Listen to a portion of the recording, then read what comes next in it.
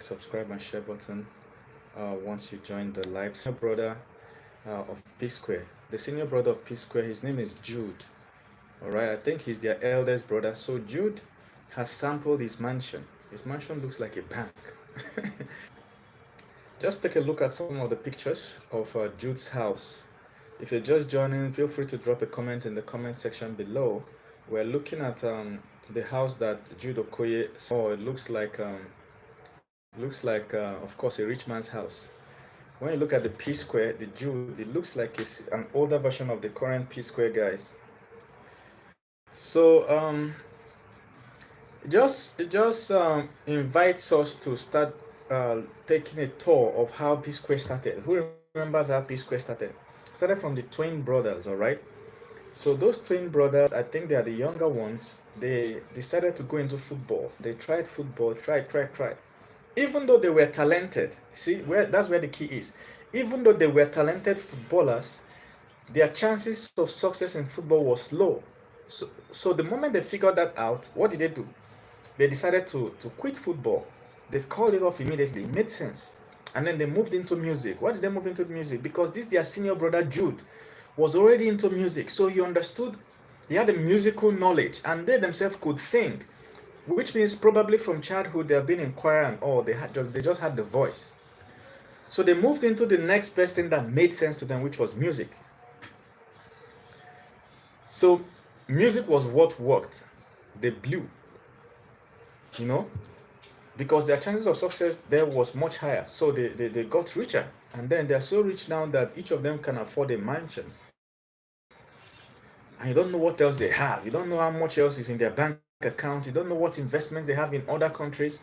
But the interesting thing is that at least one of the PSquare I know is like his son is in a major football club, upcoming in a major football club, like their junior league or whatever. So that talent is still there and still very potent. But at the time PSquare appeared in the lineage, their chances of success was still low. For instance, for their grandfather to become a footballer, the chances of success was zero, because then we didn't have that football as a big sport in Africa.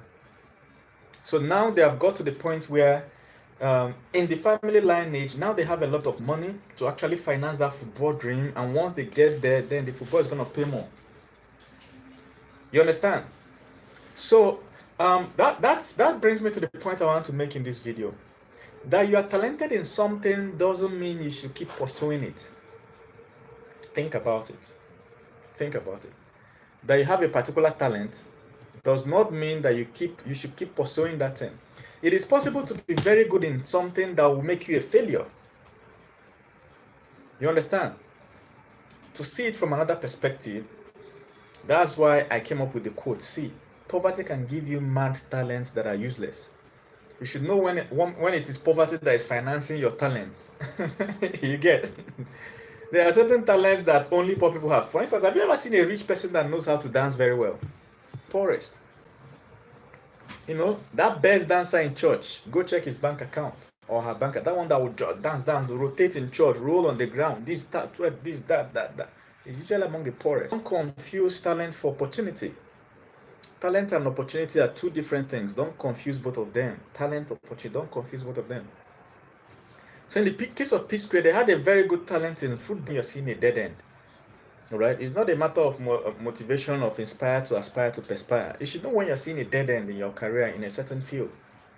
You approach something from a certain direction. After some time, you get based on your age and based on your qualifications, experience, qualifications, list all these things.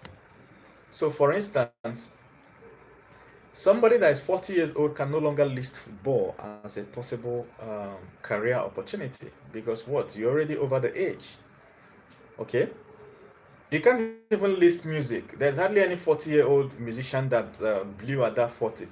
Musicians usually blow at before, from their teenage years to 20s. If you don't make it within those time, in your 30s, you're already clocking late in the music industry. Because what? This music comes in generations. So once you have grown past that generation, your music will no longer connect. You understand? So most musicians that you see that are 50, 60 years old, they actually started when they were young, and that was when they hit the music scene. So get a sheet of paper, list all the careers that are open to you, whether they demand certificate or not. All right. Another way to know it is people that inspire you. What do you spend your time on every day? All right. Anything you spend your time on, find the richest person in that field, and list that career. So if you spend your time reading novels all the time, it's fine. There's nothing wrong with. In the next column, so you have one. In the next column, so you have one column. We've listed all the possible careers. All the possible careers for you. It's not all the careers in the world, but the ones that make sense for your age and your field of interest. For public speaking, my talent is 95%. For this, my talent is this. For this, you keep listing them like that and attaching your talent in the next column. That field, based on where you are, based on your financial capacity, based on the financial capacity of people you can reach out to, based on the product you have or the business you're currently doing, based on your degree that you are getting. See? So it's obvious to you that you shouldn't be chasing football. So when you list all those things and attach all your talents and rate all your chances of success, it will become immediately obvious to you which field you should move into. From where they love football and they could play football well, but it's only when they try to join a football club or league or something that they find out, oh, our chances of success is not really that good. Once I heard their song, and then you see their dancing, they had ability to dance. This increased their talent in music. They couldn't just sing, they could also dance. PSquare can copy your song. When it fails, you see the next one you should take, the next one. Some of them, you need to improve your talent in them. For instance, you could have a talent of 50% in tech. Let's say you see that from where you are, you're in a city where they pay software developers very high, and you are into another field. You can say, okay, software development is a field I would like to move into. So what does that do for you? What you do is you see, okay, but my skill there is 10%, while my opportunities there is 90%. You can improve your skill.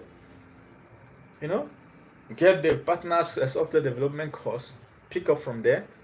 Meet friends in the city that are learning software development, pick up from there, sign up for software development schools, whatever you have to do within 6 months, 1 year to improve your skill in that field. So you see your skill from 10% moving to 40, 50, 60%, boom, opportunities will start coming.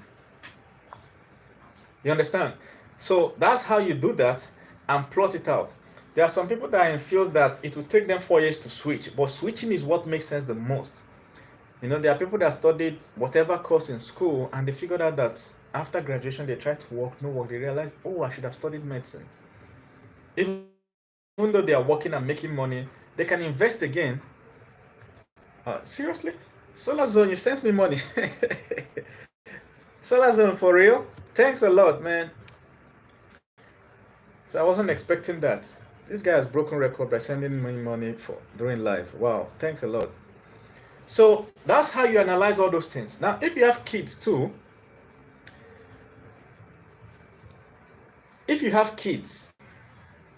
you should do that for your kids too. This one that is 10 years, what is his most prominent talent? This guy talks too much. Fine. Talking too much, what are the fields that this opportunity will open for this young child? What are the opportunities it will open? For somebody that talks too much, it could be a lawyer, it could be a comedian. These days, with the advent of every new technology, there are new opportunities. That's a topic for another day, but don't force your kids into fields that you did because your age is gone already. There is something called now a TikToker. The way they will say, I'm an engineer, a nurse, a doctor. Somebody's occupation can be a TikToker. When you look at their bank account, you understand why it has become an occupation. A TikToker is someone that wakes up every morning and they create content for just one social media platform, TikTok. Their entire success metric is about building followership on that social media platform.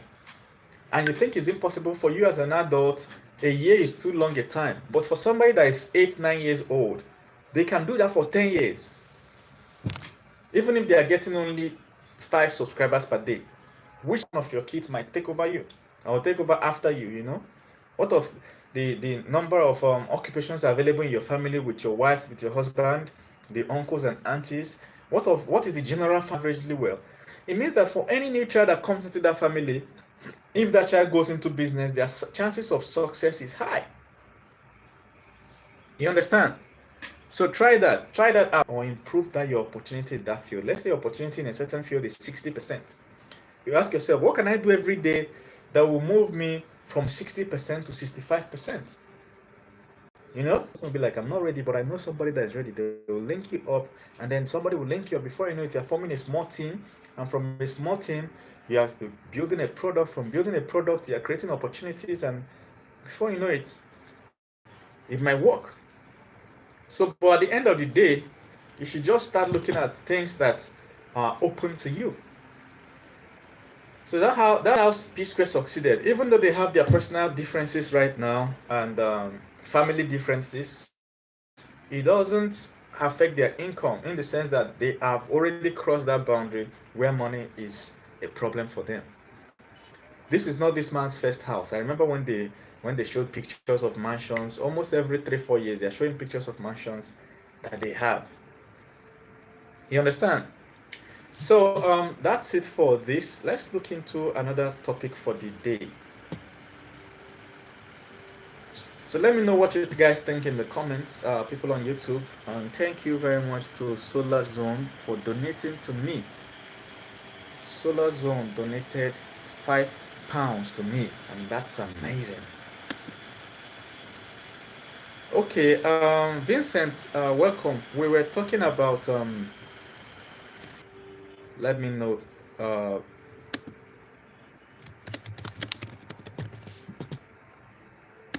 So ask your questions in the comments while we switch to the next topic for the day. Okay. So ask questions while we pull up the next topic for the day. The next topic for the day is, so something happened. So we're gonna talk about homosexuality. How are you doing, guys? It's your boy Dave Partner. Let's talk about homosexuality. There's something that happened in. He's a popular bobrisky. Shakira is a bobrisky in Cameroon. So he's basically a man that dresses like a woman. He was arrested for practicing homosexuality. So which is different, substantially different from being jailed for cross-dressing. You know, we've talked about cross-dressing a little in the past. When it comes to cross-dressing, is it gown? You know, in the Bible, Jesus, them they used to wear gowns. You understand? Is it t-shirts? Men wear t-shirts, women wear t-shirts. Is it skirts? There are some cultures where the males wear skirts. There are cultures where males, like if you go to Niger Delta, there are cultures where males wear skirts. As a matter of fact, that's how our people used to dress before the Europeans came with their trouser thing. So you can't say men should wear trouser and women should wear skirt. What of women in the force wear trouser? Makes sense. Imagine a lady fighting with Boko Haram in Sambisa, and you compare the lady to wear skirt. Could make sense now, you know. So it's difficult to draw a line. What if you say making up, that a man should not? What of Nollywood actors and actresses that they need to make up a certain way to play a certain role? You know. So what if you say earrings? That earrings are for ladies. What of footballers that put earrings? You know, there's nobody that manufactured earrings and tagged it the lady wear. You know, so most of the things that ladies actually do now actually started from men, like high heels. It was invented for men before. In fact, there are some theories that say that high heels were invented by men that were cutting at the abattoir. You know, where they cut meat and kill animals like cows. So if you go to an abattoir, you see that the ground there is always very wet. In fact, there is a layer of water on the ground. You can't wear normal shoes there. You know, the water will be touching your feet. So the men came up with high heels so that the water doesn't get to touch them. So then they found out that these high heels changed the way they walked. From then on, the moment the women tried it, boom, it became a fashion thing. I saw a picture of Muhammad Ali in the 1960s or so. You know, I saw a picture of Muhammad Ali in the 1960s. He was wearing high heels to show that it was fashion for men then. But now it's for women. If as a guy, if you step out with high heels, people will laugh at you. They will think that you're cross-dressing. So when it comes to cross-dressing in general, it's difficult. Will you say lipstick? Men need to apply lipstick if there's Hamatan. Okay, which lipstick will you tag men's lipstick and women's lipstick? See, it's hard. Lip gloss, whatever. So that's why many countries did not outlaw it, even though there are countries towards the east that outlawed it, like the Middle East and Asian that outlawed it. Once you look like a woman, you are guilty. And what does it take to look like a woman? For the people around you to judge that you look like a woman. So that law if you implement that kind of law, it can be difficult to apply in certain areas. So, but the one that is certain is sexual intercourse between people of the same gender. From what I understand, I'm not a lawyer, so lawyers, I'll leave it for lawyers for proper interpretation. But from what that is what is actually, what is outlawed in Nigerian law is not sexual intercourse.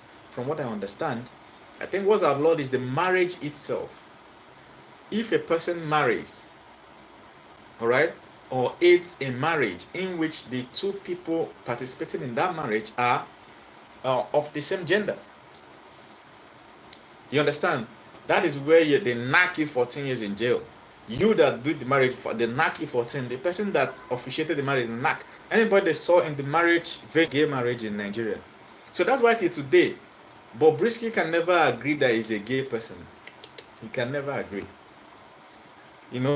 Cross-dresser, yes, but agree that he's gay,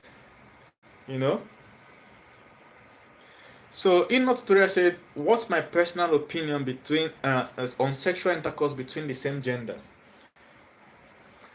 Now the thing is, but then there's always a majority, then there are minorities. For instance, if you come to the phone industry, you'll see that Android alone. So that Android occupies 80% of the market and iPhone occupies 16% doesn't mean iPhone should be outlawed or that iPhone is wrong. About 10% are gay. That is, their sexual orientation attracts them to the same sex, whether male or female. Well, they have not even started counting people that are bisexual, female to male. Simple. Majority. So in every society, if you count 80% of the people, these people match normal. But then, pinchomic in nature. When I traveled to that side of the world, I was so huge. I was telling them in Nigeria, I'm a normal height. Though they said no. Any office I enter, they will sample me and they will bring most people to stand beside me. They'll be like, "Man, you're so huge." I'll be like, "Seriously?" I'm a normal height in there. Nobody will even notice me in Nigeria. But if you're an Asian country, you look huge. Why did nature come up with such people? To provide opportunity for itself. That's why till today it's almost impossible. It's impossible for any one virus to wipe out the whole of humanity. Because human genetic code is diverse. Nature always provides opportunities for itself. So there are this set of people that they are attracted to the same sex. Now the argument is it a normality or abnormality? If you go by the analysis that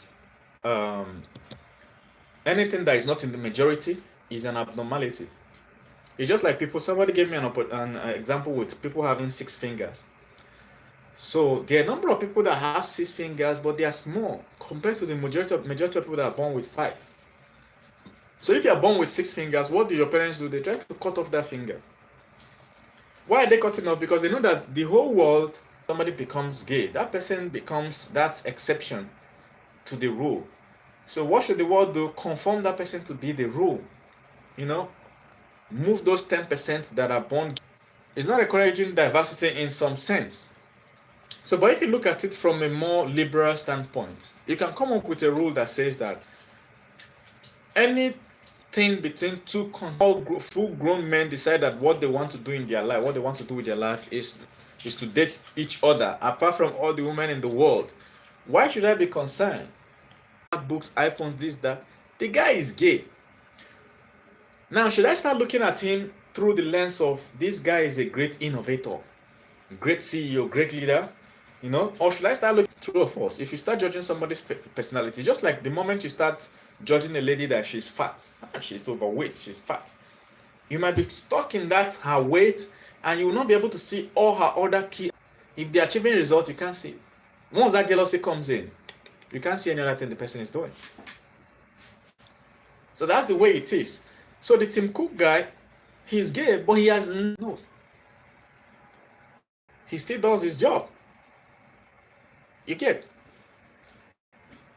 So in the past, what we're doing here in Africa, that's how the West used to be. Forget that they're legalizing gay now. Before, if they find you as gay and die, they will beat you or burn you to the stake or sterilize you. Even recently, like I'm talking about 50 years ago, 60 years ago, they used to sterilize people. They will give you option of imprisonment or being sterilized. The guy that invented computer, this phone you're using to see me now, is a computer. I hope you know.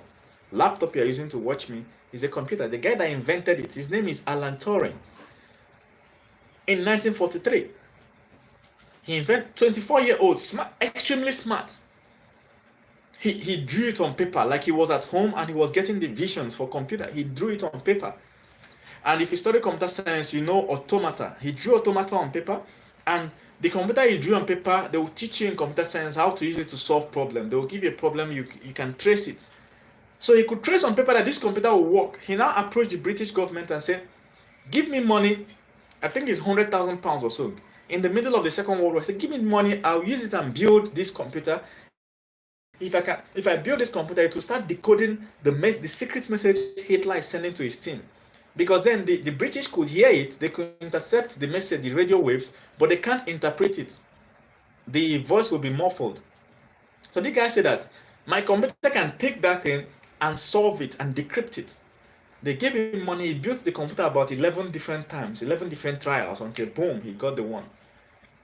From there, that computer he built on paper has the same power, the same computing capacity as all the computers in the world today. The world has never been able to invent a computer that has more power than that one. 24 years old. And because of that thing he invented, they could hear what Hitler was sending to his troops, and they used it to conquer Hitler. They said that thing shortened the victory for them for about 2.5 years, which means it saved millions of lives. Guess what happened to him? One day after the war, he was now working for British intelligence, okay? One day after the war, there was a break-in. There was thieves came into his house. So when police was investigating what happened, they found out that the only other person that visited him was a guy, and they were asking the guy, what is the connection between you two? And they found out they were actually gay partners. Remember that this Alan Turing was also married. He was married to a lady, and they said that that lady that he married knew that he was gay and still loved him. Complex, right? Complex. So imagine a lady that knows that a guy is gay and still say, the guy said, look, I'm not into women. I like that. They gave him the option is either that we imprison you for 2 years or we sterilize you. That is permanently destroy your reproductive system. And this guy this thing destroyed his manhood. He could not maintain erection again. You know what I'm saying? They gave him, this is true life story, Alan Turing, 1951 or so. They gave him injection. This him because he's gay, because he has a sexual partner in his house. They sterilized him. Not just sterilized, they put him on house arrest. And then they fired him from work. That computer was trying to be what they later. Nobody even know whether he committed suicide, but they found him with a dead apple that's probably poisoned. That's how Alan Turing died. For helping the world. Because what? You can pass a Turing test, and that computer has successfully tricked a human being. Turing said that if a computer successfully tricks or outsmarts a human being, then that computer we're sorry for what we did to you. So now they have started legalizing gay, homosexual in their country. It's now looking like they are so advanced. But before, theirs was worse. So that was how Alan Turing ended up dead. And not just Alan Turing, so many talents have been lost to that just because they discovered that they were gay. In fact, in the history of Nigeria, there's one of the what do you call it, geographers, or they call them explorers. Before these people bring their military to conquer your town, they have to send people that will either come as explorers or they will come as missionaries. They want to preach to you. Everybody repent. You don't know that they are plotting the map of your village. Everybody repent. There's this new God that wants you to start worshiping. He died for you and me. They'll be preaching it to you, and they're going into the inner villages. They're plotting the map. They're plotting the geography of the area. once they have done that for 5-10 years, every month they are there, they are receiving salary at home. So once they have done that convincingly, the army will now come. When the foreign military lands in your land for colonization, you'll be surprised that how did they know our towns? How did they know how we're connected? How did they know our hierarchies? In terms of kingly hierarchies and stuff. You'll be surprised. How did they know this? Because 10 years ago, that missionary you guys accepted was not a true missionary. So most of the people in our history today that we're calling missionaries are not missionaries. They will tell you this one stop the killing of twins, this one stop this. It's a lie. They are not missionaries. Pass through Ogun State, Ibadan, Osun, Ilorin, all the way to Sokoto. From Sokoto, he crossed into Niger and tried to cross back to UK through that desert. You are free. In the West, you are free to practice whatever you practice. You can't even talk against gay in the West. They will deal with you. They will wipe out your career. So if you look, you understand? Joe Biden, the new president of America, will deny countries visa if they don't legalize gay rights. I read the main law enforcing monogamy. You understand? If you say they should legalize gay because the two is between two consenting adults, fine. Why not legalize polygamy? Because polygamy is between two or more consenting adults. A man marries a wife and then he decides to marry another person. What's wrong with that? If he doesn't marry, who's going to marry that girl? In Africa, it's legal. Polygamy is legal. So are we the ones more advanced, or are they going to wake up one day and still legalize polygamy? At least in one state in the US, they have brought up a bill. I've forgotten the state. They brought up a bill to legalize polygamy. I don't know why they banned it. So if Joe Biden is putting in serious effort to legalize their gay marriage or gay rights thing, fine. Why are they not doing it for polygamy? I don't understand. So what of polyandry, where one woman wants to marry more than one man? What's wrong with that? What's wrong with polyandry? If a woman says, I'm rich, my father is rich, my father is Otedola or Dangote, I'm rich, and I want to marry 7 husbands and have kids for each, or have kids for 4 of them, why should it be illegal? You understand? If the husbands know themselves and they mutually agree, why should it be illegal? Why is polyandry illegal? In some countries like Nepal, it's legal. I think in India too, it's legal. A woman can decide to marry more than one husband as long as they consent. You marry the first husband, when you're tired, you tell the husband that you would like to marry another man. You marry that one, bring him into the house, or build another house for that one, or that one will be whatever. But why is it illegal? The only one I support to be 100% illegal at all times is marrying underage people who cannot make decisions. An underage person that cannot make decisions, why would you want to marry the person out? But if you look at the history of that, you see that at the time they started it, it made sense. Because in the past, 2 factions can be warring, two towns can be at the brink of war.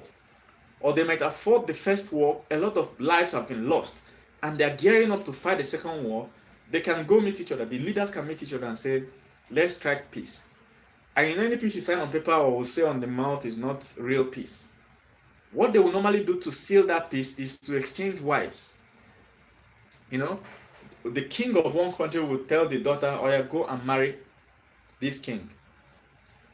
You see, in that situation, they don't need the opinion of the lady. But they have to force her, because if they don't force her, more people will die. The 2 countries will fight, and maybe one will wipe out the other. But once they have exchanged marriage like that, they are now one country. Because the king of this country cannot go and fight the town where his wife came from.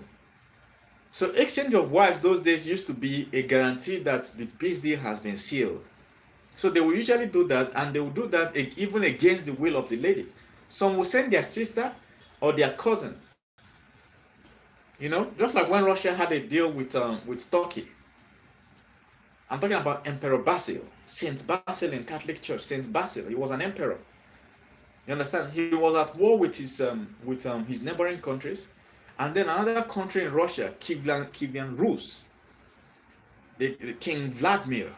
Go and Google it, Vladimir. King Vladimir wanted to attack him from behind, but before King Vladimir attacked him, he sent him a message. He said, "Give me. I heard you have a beautiful sister. Give me that sister, or I will do to your country what I just did to this other country." Because there was a town he attacked and wiped the whole town out. So Basil forced his sister to go marry Vladimir. The moment they married, Vladimir now sent him 6,000 strong elite soldiers. Those soldiers helped him to conquer his people, the people he was fighting with, and establish peace. And now that sister he sent brought Christianity to Russia. That's how Christianity got to Russia. It was that lady that told the king, "Okay, what I want you to be doing for me is to be building church and convert your communities to Christianity." Go Google it. So in those days, marriage was a means to forge peace and save lives. So that was where they came up with that culture of marrying, even if the lady is underage, they send her out without her opinion, even force her. But we've come to a point where that thing is no longer applicable. You understand? That thing is no longer applicable.